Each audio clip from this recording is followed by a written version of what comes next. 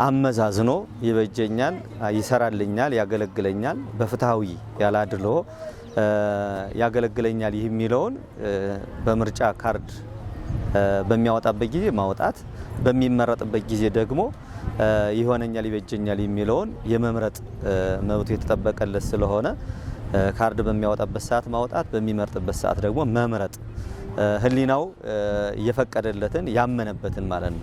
ካርዱን በአግባብ ማውጣት ያስፈልጋል። ምርጫን ደግሞ ይሆነኛል የሚሉትን መምረጥ የግድ ያስፈልጋል። ለምን ቢባል ሁሉም በየትኛውም ሃይማኖት ተቋም ውስጥ ያለ ህብረተሰብ በሀገር እስካለ ድረስ ሀገረ መንግስት ያስፈልጋታል። ሀገረ መንግስት እስካስፈለገ ድረስ ተመራጭ ሆነ አንድ ገዢ ያስፈልጋል ማለት ነው። ያን ለማግኘት ደግሞ ያን ለመምረጥ ደግሞ ባፈሙዝ ሳይሆን ካርድን በመጠቀም የሚበጀውን የሚሆነው መምረጥ የግድ አስፈላጊ ነው። ወደዚህ እሳቤ መምጣት አለብን።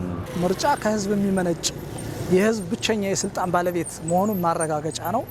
ከዛ በኋላ ደግሞ የፖለቲካ ፓርቲዎች መንግስት የሚሆኑ ፓርቲዎች የገቡትን ቃል በአግባቡ የሚፈጽሙበት ነው።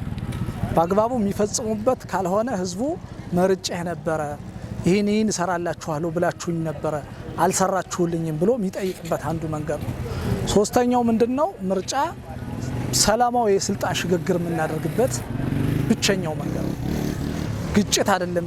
የስልጣን ሽግግር የሚደረግበት መንገድ ምርጫ ነው።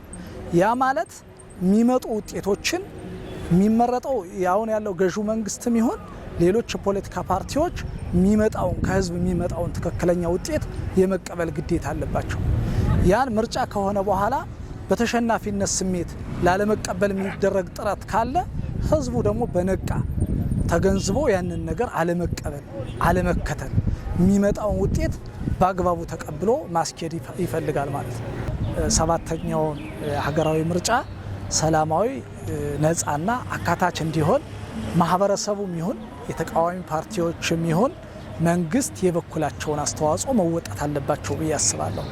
ከዛ ውጭ እንደ ማህበረሰብ ካርድ ማውጣት አለብን። ሁላችንም ካርዳችን አውጠን በካርዳችን የምንፈልገውን መንግስት እገሌን ሳይሆን የምንፈልገውን እኛ ይሰራልናል ይሆነናል ያልነውን መንግስት መምረጥ አለብን። ይሄ ደግሞ ለእኛ ለጎንደሬዎች እጅግ በጣም ትንሽ ነገር ነው። ምክንያቱም ከፍተኛ ጊዜ የሀገረ መንግስት ግንባታ ባህልን የምናውቅ ሰዎች ነው። በዚህ ደግሞ ምርጫ ምን ያክል ቫልዩ እንዳለው ስለምናቅ ይሄን ሁሉም በሚባል ደረጃ ካርዱን ባሉት ትንሽ ቀናቶች አውጥቶ የሚፈልገውን ይሆነኛል ያለውን ይሰራልኛል ያለውን መንግስት እንዲመርጥ ነው እኔ መልእክት ማስተላለፍ። ምርጫ ለሀገረ መንግስት ግንባታ በጣም ትልቅ የጎላ አስተዋጽኦ አለው። ምክንያቱም ያልተመረጠ አካል ሀገርን ሊመራ አይችልም፣ ያልመረጥነው አካል ደግሞ ሊመራን አይችልም። ስለዚህ ምርጫ በሀገረ መንግስት ግንባታ በጣም ልዩና ትልቅ አስተዋጽኦ አለው። አስተዋጽኦ ምንድነው ሲባል በሀገረ መንግስት ግንባታ አንደኛ የህዝብ ተሳትፎ ያስፈልገዋል።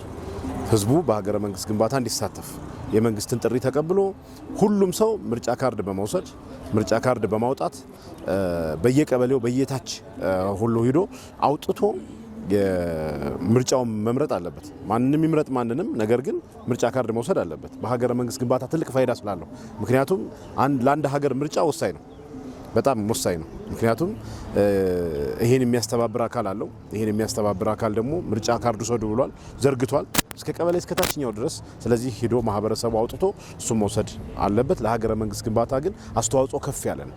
ምክንያቱም አንድ ሰው ምርጫ ካርድ ያልመረጠውን መንግስት ከሚገዛው አይ መርጫለሁ የመረጠሁት ነው የሚገዛኝ ብሎ ራሱን የምርጫ ካርዱን የመጠቀም ኃላፊነት አለበት ብዬ አምናለሁ።